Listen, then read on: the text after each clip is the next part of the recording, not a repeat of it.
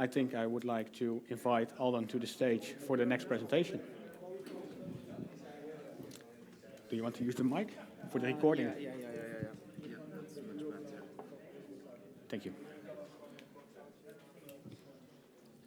Hey, hello. Hi. How are you? Well, okay. We are going to talk about something super interesting today. It's going to be really interesting, I hope. But it's going to be something that's a little bit specific. So, like, we have computer science. We're going to, of course, focus on something that's part of computer science, AI specifically. And inside AI, we have, like, many different things. We're going to focus on a subset of AI, natural language processing. And inside of this thing, there's a super small silo of people that do something that's how do you detect when something has been written by AI? This is what we will be talking about today. And I hope that it will be interesting for you, but let me just say that everything I will say is sort of like experimental in a way. Like I'm still working on, I'll show some results and experiments and things like that, metrics, etc. So those change very often. Like I'm still working on everything I will say. So this is like, well, I'm working on this for a paper. So, results change, etc., etc. That's the disclaimer. Now we're ready to, well, start diving a little bit into this thing. So how is the presentation going to work specifically? I'll give you some notes because I think it's important to know that while there's like, well, there's a lot of things that could be said about this, I'm going to try to simplify things. We don't have a lot of time, so let's try to, like make things simpler, etc. I'll say some things that are not correct, not 100% precise. So if you want precision, you have references. It's down here, and you will get the links at the end of the presentation. So you just need to take a note or whatever if you think that something's interesting, and then you can go and check it out. Another important thing is that we will have some sections throughout the presentation. And essentially, at the end of each section, we'll have a takeaway, a thing that's important. And this is a pink box. I don't know if you can see the pink color. This means key message, something to remember. When we finish the presentation, when we wrap up the thing, we'll go back to the pink things that we saw throughout the presentation, and we'll sort of get like a general idea about what we talked about today, okay? So, well, having said that, you've probably seen that you have some bingo cards. I'll explain what they are in a second. Okay, we're ready to get started at this point, and I really don't want to waste a lot of time, so let's talk a little bit about basic concepts first. Okay, we have a presentation that's talking about homoglyphs. So what are homoglyphs, right? What is this thing? Well, let's just play like a super short game. Just imagine that you have some letters like this. They are the same font, so same font, but different characters. And my question for you is, which one of these is the one that you get when you press A in your keyboard? So you press A, what's the one that shows up? Second from the left. Third. I see a third here. Fourth. Okay, so, well, some variety of opinions here, right? Well, I'll tell you what it is. It's the second one. It's the second one. The other ones are other things, right? Like letter alpha, mathematical symbols, etc. The key thing here is that they have different numbers, right? Different numbers. That means they look sort of the same, but they are not the same. They are homoglyphs. They have different encodings, but they look the same. That's the idea behind homoglyphs. The thing here in your bingo cards are homoglyphs as well. You'll see that you have like some letters that, you can probably tell that you have like this thing or this thing. We will have homoglyphs in the slides of the presentation, okay? So this is sort of to keep you engaged. We will have them in some of the slides, and you need to just spot them, Okay, we'll have them in surprise places. And once you find the line of homoglyphs, you just raise your hand and, well, let's see who gets the prize, okay? Yeah. No, we didn't. So now we're going to start. Pay attention, okay? Now, something you should probably be aware of is that there's some things that are not actually in the slides. It's like sort of like a thing to really keep you paying attention. So really, let's see how this goes. Now, homoglyphs are not something that's new, right? They existed before, and you've probably seen things like URL attacks, right? Like I get a message in my phone like this, click here to reset your password, and it has like a, like a weird character here that's not actually PayPal. This is patched now. It's a thing that's called Punicode. Well, this has been patched, but homoglyphs have also had like some other applications in the past, such as something I won't talk about. I'll just give you the name if you want to look it up. Steganography. That's when you hide information, right? Like, for example, I give you a secret rule and then a text, and if you find something secret in this text with a homoglyph, that's steganography. Hiding information in plain sight. Now, we're going to talk about something else in the presentation, so that's just to give you like a little bit of historical context. The idea here, the takeaway, is that homoglyphs are just characters we can't discern. So they look the same, they are not the same. Now, let's talk a little bit about how we detect AI-generated text, which is a different thing. I'm just giving you background here, right? So how do we do this thing? How do we know if someone has used ChatGPT to write something? Well, I'd say there's three main types of systems, the first of which are classifiers.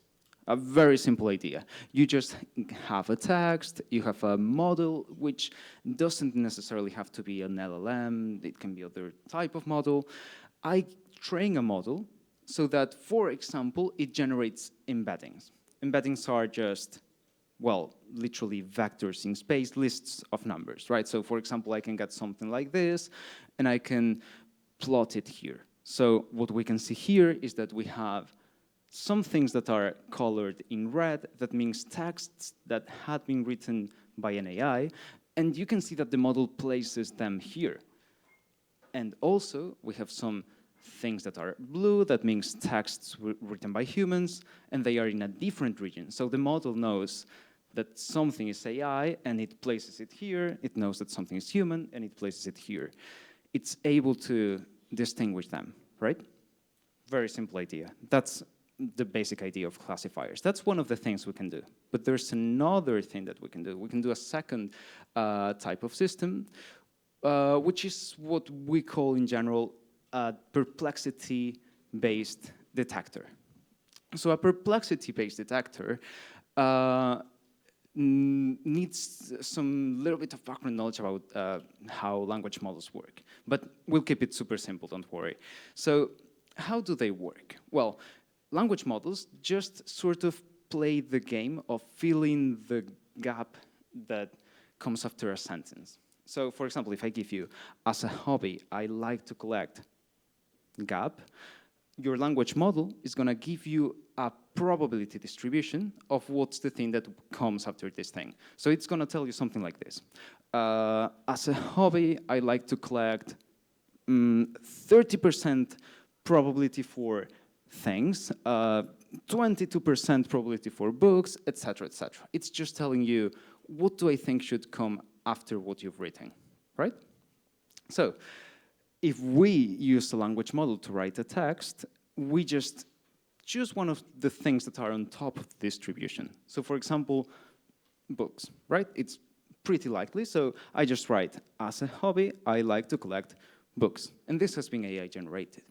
Now, when we want to detect something, we can use this idea. So, for example, let's say I have something else, something that was written by a human. As a hobby, I like to collect bracelets. Now, the thing is, if I go to my probability distribution, where is bracelets? Oh, it's down here.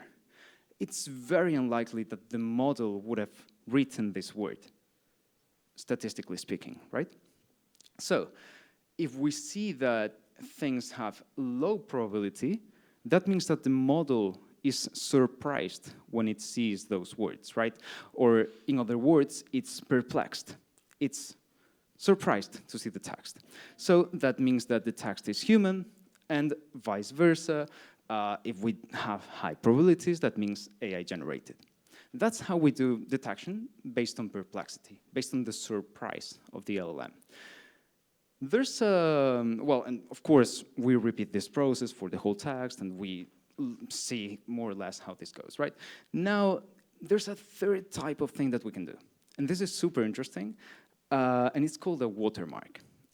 Watermarks are applied in many different contexts, but perhaps you've seen some of the news around ChatGPT and watermarks. Like, it's been on the news like in the last months, like about ChatGPT being able to detect what you've written, things like that. I'll explain what it is. What's a watermark? Well, we have our probability distribution, and what I did before was I just picked books, right? That was what I picked. It was here, it was here. I picked books. That's what I chose. There was like no rule or anything. But what if I give you a rule for how do you choose the word?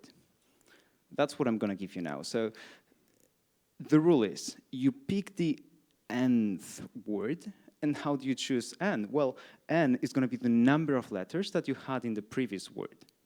So we go to our sentence, and we can see that the previous word has 7 letters. So probability distribution, we start counting, right? 1, 2, 3, 4, 5, 6, and 7. So the completion needs to be plants specifically. It can't be any other thing. It needs to be plants, right? Because I have this secret rule. So I pick plants here, and I write the text. This is AI generated, but it's also watermarked. And the thing about watermarks is that we can, of course, repeat this idea of we just take a look at many of the words of the text, and if a lot of the words follow the rule, we say that it's generated. But this has a very, very strong detection ability. It's super unlikely that every single time you would follow a secret rule when you write, right? So this is the, let's say, strongest mechanism, but there's something that we can do when it comes to homoglyphs, as you can probably expect. So this is the general idea. The detection of generated texts can be done in many different ways. There's different techniques, different things we can try to do. There's a lot of things we could talk about here. But what happens when we start putting homoglyphs into the equation? How do they affect those systems? Well, that's what we'll see now. But for that, I prepared a super short demo because I think it's more illustrative to see how this works in real life. What happens when I put homoglyphs in a text and give that to a detector, right? So let's just go to my browser. Where is this thing? Google Chrome. Here it is. Okay. So what I have here is just a text that has been written by an artificial intelligence, right?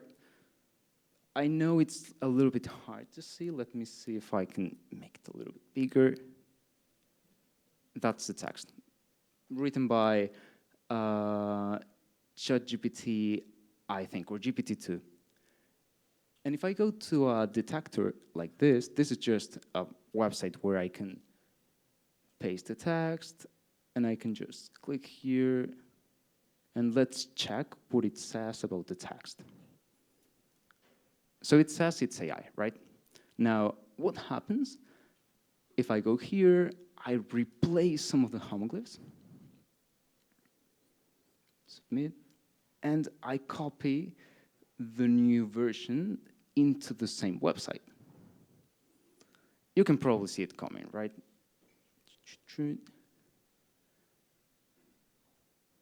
Is it AI? Yes. And what happens here? Oh, suddenly it's human. But it didn't really change, right? It's the same thing, essentially. It looks the same. Now, let's go back to the slides. We can see that the text sort of becomes unrecognizable for the detector, right? And it's not able to pick up the signal that tells it this has been written by AI anymore. But what happens from a technical point of view? What's going on inside of the systems? Well, let's talk a little bit about the technical side of things. So we talked about 3 different types of systems just a second ago. The first of which was classifiers, right? You remember we had a system that sort of placed things in space. But what happens with homoglyphs? This is very interesting. This is what happens when I take the same text and I apply a homoglyph attack. What can you see here?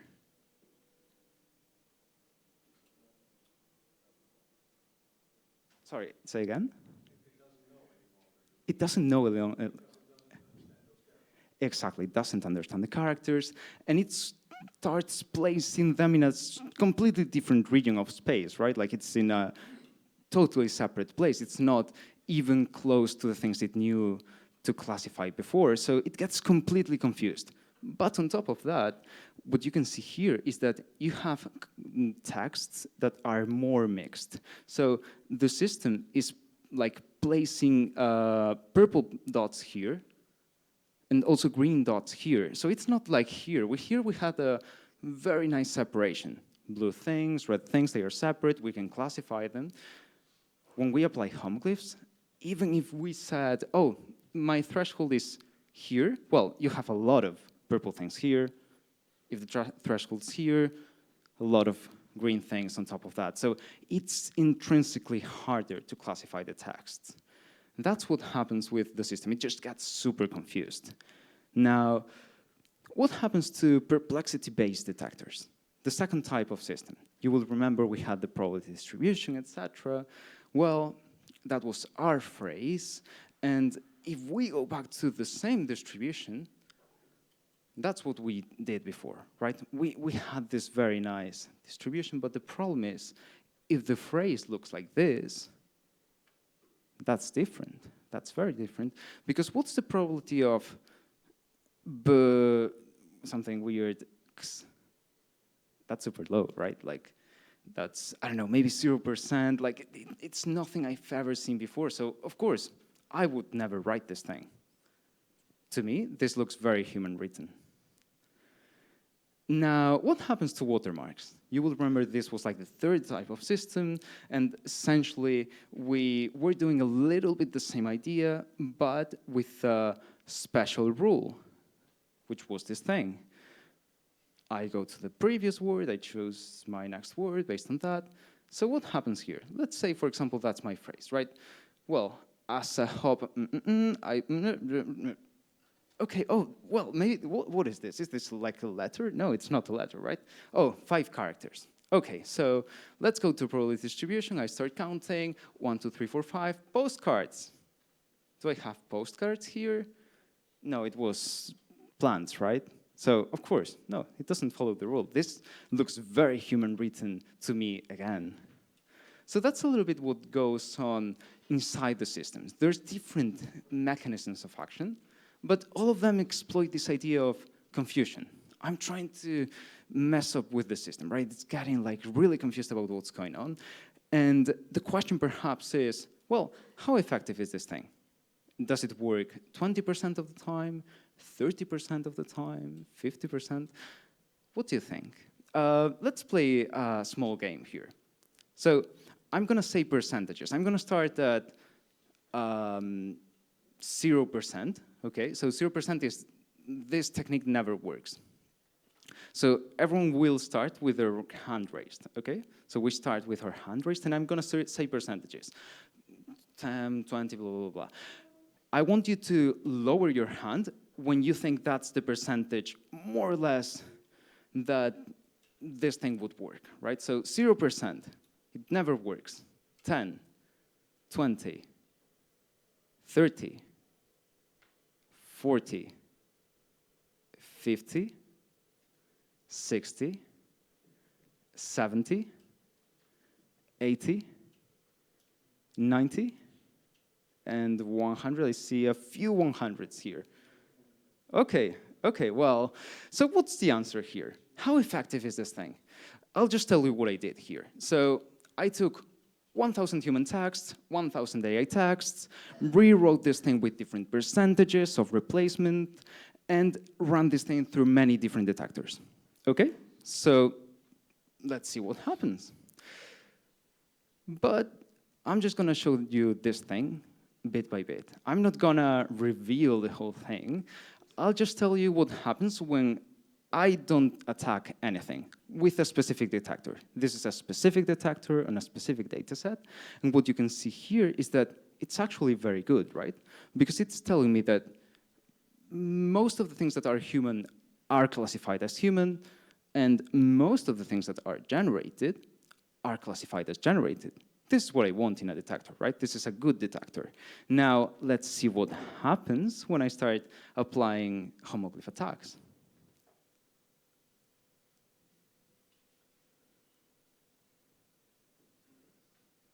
I know it's a little bit hard to see. Just take a look here. We always want something like a diagonal here, right? This is not. This is not. This is not. It's not a diagonal anymore. Actually, it's telling me that everything is human, even when actually it was generated. Now, does this apply in general to other detectors? How good is this thing?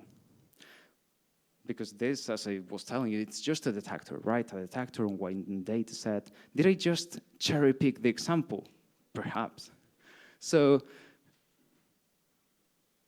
those are the different detectors I tried on the different data sets I tried. Those are the scores they were having at first. So you can see that some of them are actually not very good. For example, OpenAI has a detector that's really not very good. In fact, it tended to get most things wrong. So, like, some of them are not good, but some of them actually achieved good scores. You can see very green things here, right? So what happens when we take a look at the rest of the table? That's what happens. I don't know who, you had the hand on 100%, right? Yeah, I'd say it's like 90, 100, right? Something around that. It's actually, well, very concerning, right? Like the detectors just don't work anymore when you start doing this thing. And in general, well, yeah, this is very effective. It renders all detectors ineffective and has a lot of implications. I won't talk about that because you can probably see it coming, right? Like there's a lot of things about this thing. But perhaps what I would be most concerned is that you can do this with a simple script, right? Like you don't need to use like an LLM or like a supercomputer or anything like that. This is super simple. You just replace your characters and that's it. Very low access barrier. So can we do something about it? Are there like perhaps like some safeguards we can try to use here? Some things we can do to protect ourselves? Detect homoglyphs. If there are an unreasonable amount of homoglyphs in your text, then it's likely you're cheating. That is a very good answer. That works in English.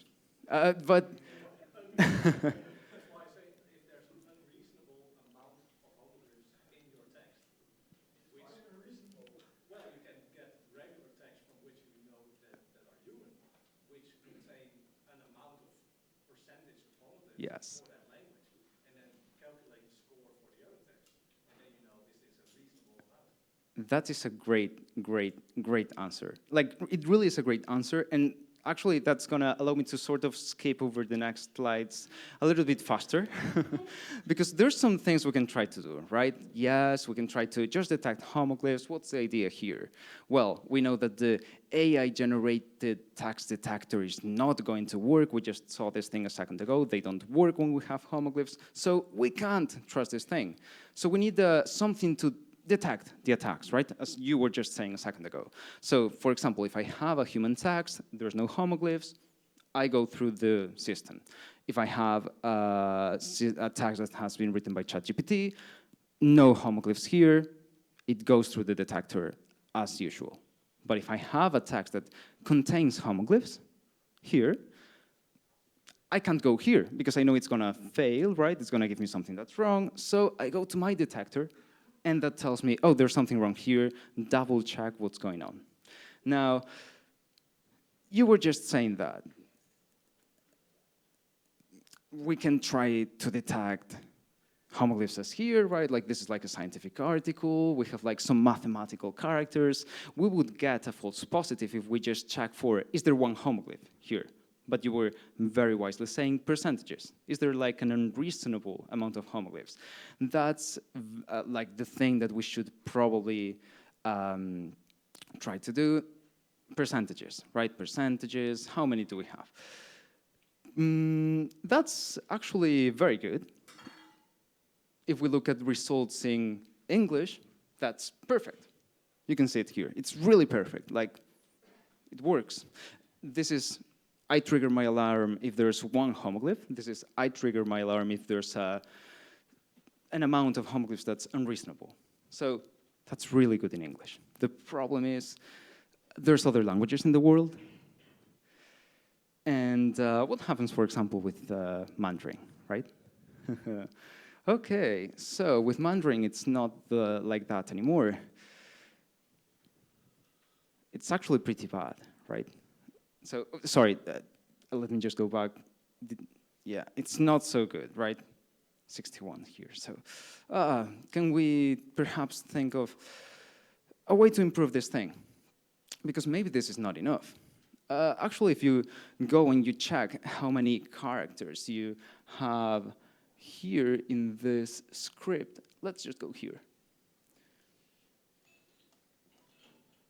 There's 982 pages of different characters that are inside the same script. So it's not like, oh, I'm in an English text and suddenly I see a Greek alpha. No. This is, I'm in Chinese, I'm writing Chinese, I see a Chinese character. There's nothing so weird about the text anymore. It's not so easy to detect this thing. There's so many things here that could look very similar, but actually they are not exactly the same. It starts getting very complicated. So, take a look at this thing. Is it too small, perhaps? I'll put it here on the other website. So I'll just show you two characters in Chinese. This one and this one. They are different, but if I go to check their information, let me go here. Main properties, right? Yeah, okay. Main properties, and let me just show you what's different. Oh, nothing's different. Like they are inside the same script, inside the same block. You know, if you wanted to check for, is there a homoglyph here, you usually look at these properties. You look at, oh, yeah, this is Greek, and I'm in an English text, right? So that's a homoglyph for me, but it's really tricky to actually detect what's a homoglyph. Like there's no 100% super clear list of what's a homoglyph, what's not a homoglyph. Looks like a very simple problem, but actually when you start to look into that, it's not so simple. I'll just give you perhaps a simple example in English. This is gonna look super simple for you, of course. One of them has homoglyphs, the other one doesn't have homoglyphs, right? Do you know what it is? No, it's not the O, actually. It's the, no, it's capital I and L, which we always mix when we're writing passwords, you know, the Wi-Fi and everything. So, yeah, so it's actually, so this is H-E-I-I-O, this is H-E-L-L-O. So, careful, it's not the same. So you could say, well, I mean, this is super obvious, right? Like you just check if you have capital letters inside your text. Well, I come from Dublin, and there's a thing that happens in Irish, which is that you can have capitals inside words. Oh, so that doesn't work all the time. It's not universal. It doesn't work in every single example. Oh, it's so confusing. Oh my God, this is so hard.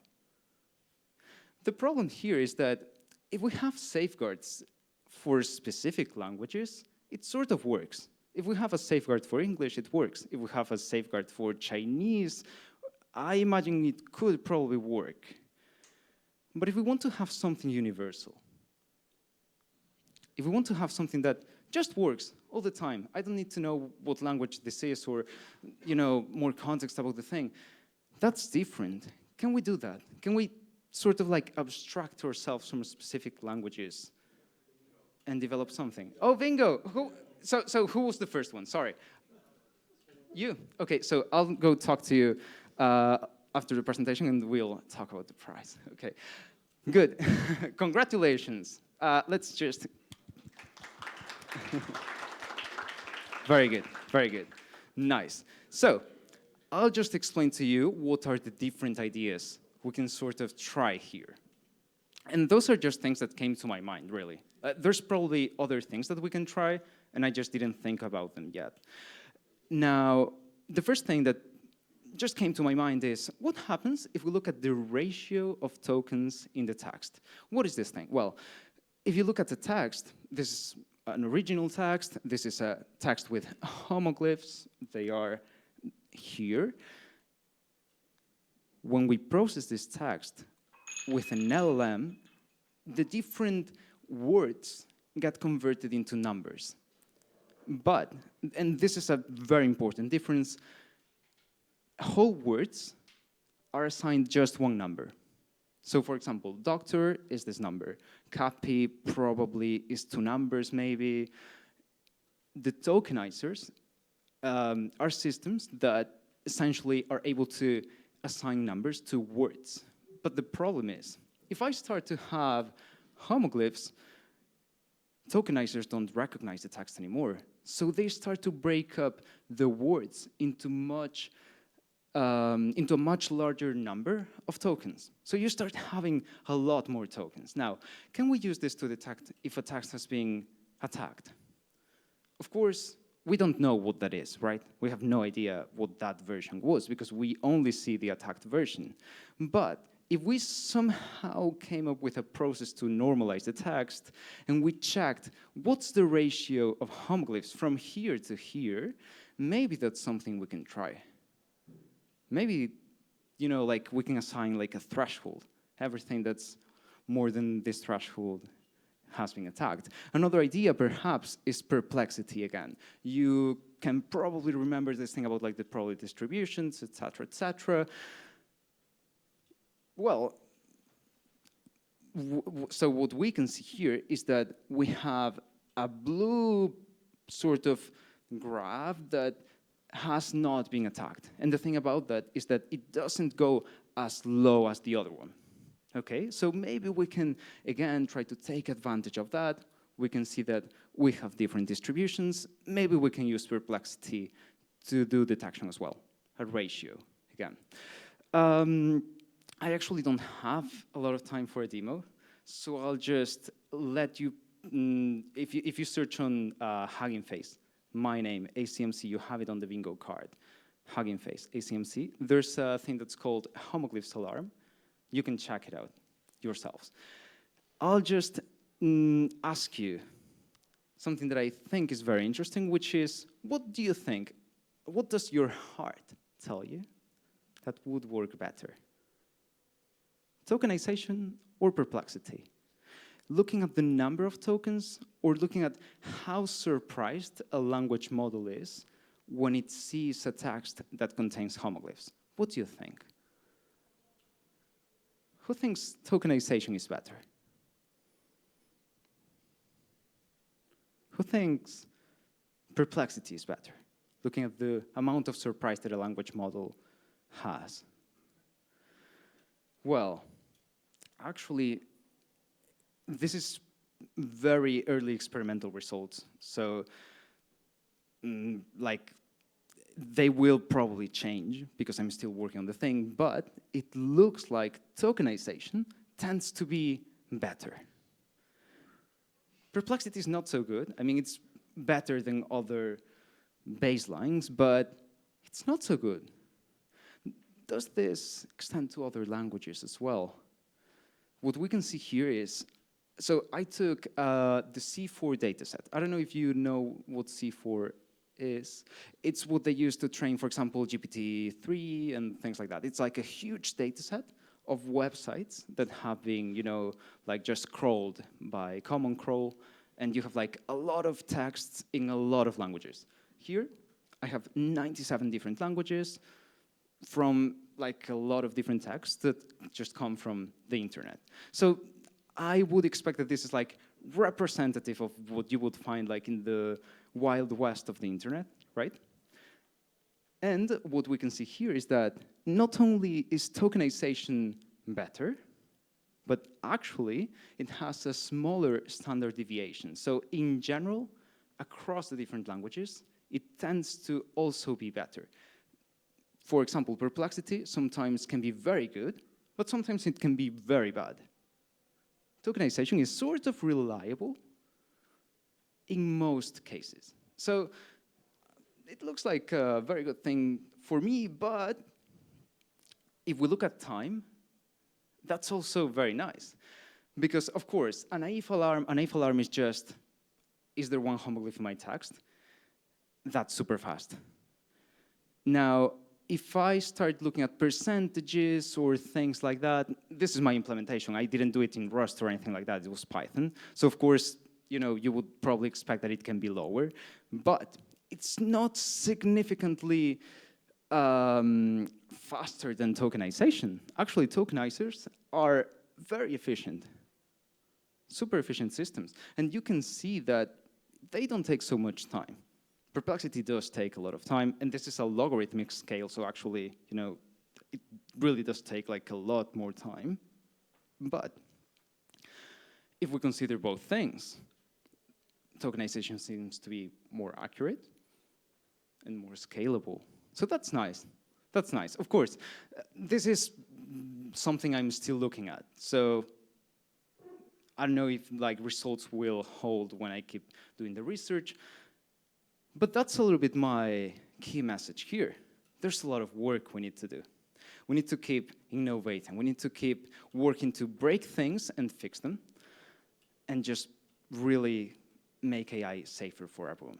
So that's the moment to tell you what were the different slides where we had some homoglyphs, and to check if you really were able to spot them. Some of them were easy, right? For example, the first one was, where was it?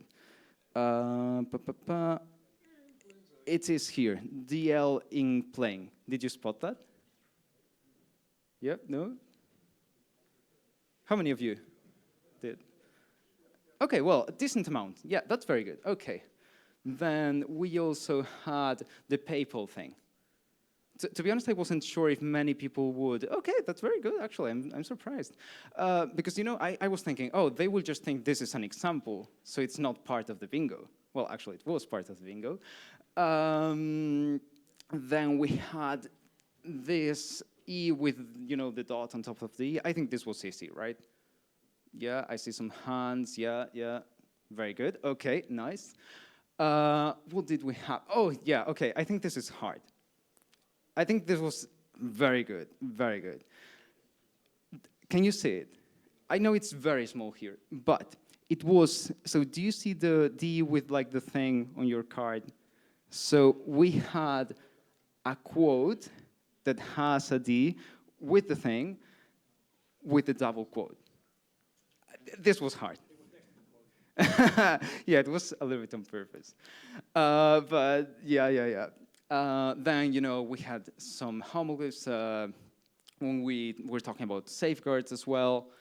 And perplexity. I think at this point, you already figured it out, so probably Many people stopped like paying attention, but we did have some of them around the presentation. Good job, good job. I see, well, most of you were really paying attention, so that's very nice.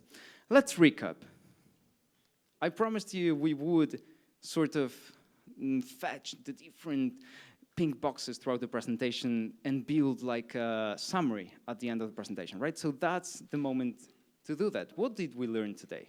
We started talking about homoglyphs, right? We talked about how we can't really tell them apart. They look the same, different encodings, we can't discern them. Then we learned a little bit about how we can detect generated text. How do those systems work? We also had a few words on how attacks on texts with homoglyphs make them unrecognizable. We really can't know what they say anymore from the point of view of the systems, right? So we took a deep dive on that. We really looked into the technicalities. We saw there's different mechanisms of action, things work differently, but all of the systems exploit this idea of let's confuse the system. Let's make it predict in very random ways.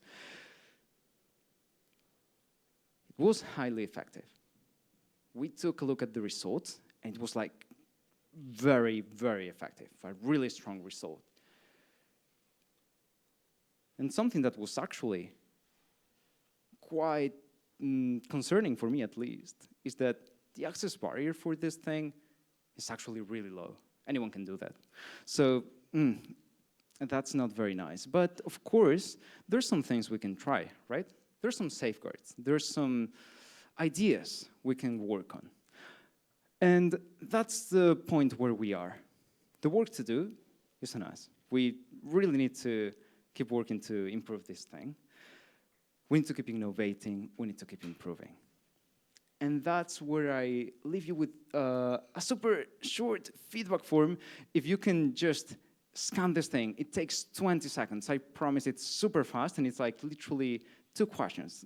Did you like the thing, and is it like too technical, too simple? If you just give me feedback super, super quickly, it really helps me. It helps me tailor the presentation. It helps me just make it better every time. So it's a great help, but also I'll give you an extra incentive to fill in the form. If you actually fill it in, you can get the bibliography. I promised you will have the references. I will give you links at the end. That's how you get the bibliography. So you need to scan the QR code, fill in the 2 questions, and then you get the bibliography. I would really appreciate it if you can just help me with a little bit of feedback. That's one way to help me. The other way, actually, is that if this thing interests you, I'm open to collaborating. This is something I'm working on at the moment. So if you think like this is like an interesting research question for you, just, well, let's talk a little bit more about the thing. And that's where I close the presentation. I hope you enjoyed it. And if you have any questions, I can take them now. Thank you.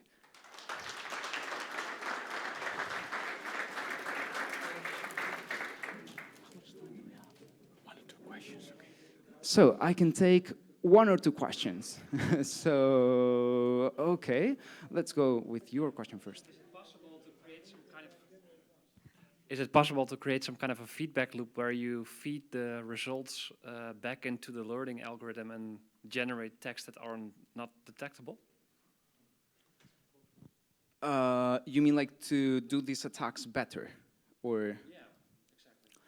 Well, I mean, I think you can, but like perhaps so you see like it's very effective, even like with low percentages, like you wouldn't really need to improve them like a lot more than what they already are, right? Like they're very effective already. Perhaps the feedback loop would actually be a very good idea for alarms.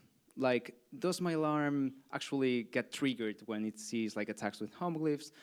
Does it have like a false positive, false negative? And yeah, I think like probably that could also help in the context of alarms and detecting texts that have been attacked. So that is like a really good idea. Feedback loops are really, really good in general. And I see we had another question. Thanks a lot. The detection mechanisms that you mentioned don't seem so hard to implement, especially for English. Why are all the existing detectors failing on this? Because, I mean, you don't develop your systems thinking about this thing. Like, so, you know, you just like build your detector with normal texts. And like, if you just put like this extra step, you know, like the alarm or something like that, your detectors can, like if you were considering English, your detectors would work very well. But you just don't think about it when you build these systems. You know, like the research question when people are building detectors is, can I detect a text? Not, can I detect a text even if it has homoglyphs? Or, you know, that's like a sort of different thing. But yes, I agree, like, you know, in like specific languages, it's,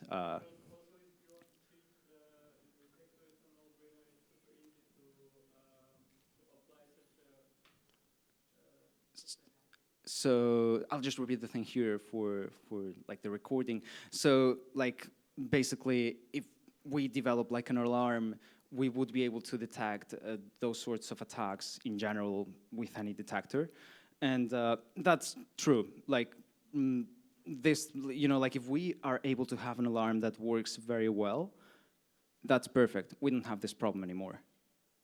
Now we need to work to get that in a sort of universal way that works all the time. But I'm positive that can exist. We just need to do the work to get there. So I hope that was interesting for you, and I'm still here for questions if you want, like, I'm around. Thank you.